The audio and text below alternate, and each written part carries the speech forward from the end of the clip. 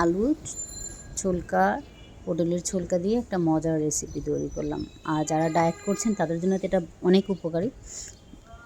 তো দেখেন আমি কীভাবে আলু আর পটলের ছোলকা দিয়ে মজাদার একটা ভর্তা বানিয়ে ফেলি। আর শরীর স্বাস্থ্যের জন্যও ভালো। যে কোনো সবজির ছোলকা আমরা না ফেলে যদি ভর্তা করে খাই, এটা কিন্তু আমাদের শরীরের জন্য অনেক উপকারী হয়। তাই আমি প্রথমে আলু আর পটলের ছোলকা ভালো মতন পরিষ্কার করে নেব পানি দিয়ে।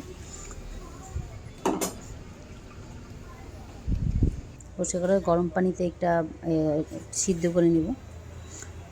ভালো মতন সিদ্ধ হয়ে গেলে আমি শুকনো মরিচ কয়েক টুকরো হালকা করে ভেজে নেব। পেঁয়াজ রসুন এটাও হালকা করে ভেজে নেব। তারপর সিদ্ধ করা আলু আর পটলের ছোলকাগুলো ভালো মতন ভেজে নেব।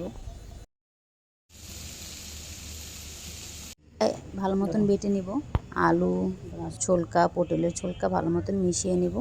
আর যে দেখতে পাচ্ছেন কি সুন্দর আঠা আঠা হইতেছে আলু আর পটলের ছোলকার ভর্তাটা। আর দেখতে কিন্তু যেমন আর খেতে কিন্তু অনেক ভীষণ মজা। অনেক আপনি একবার ট্রাই করে দেখেন। এটার ভর্তাটা এতই অসাধারণ বলে বোঝাতে পারবো না।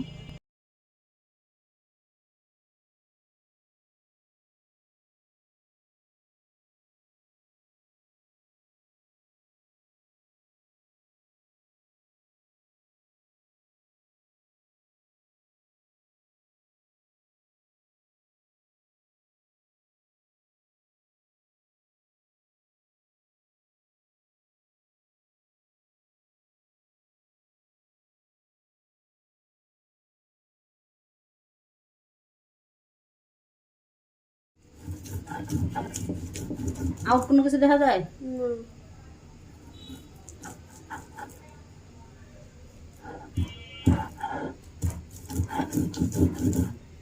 অফ করে দে।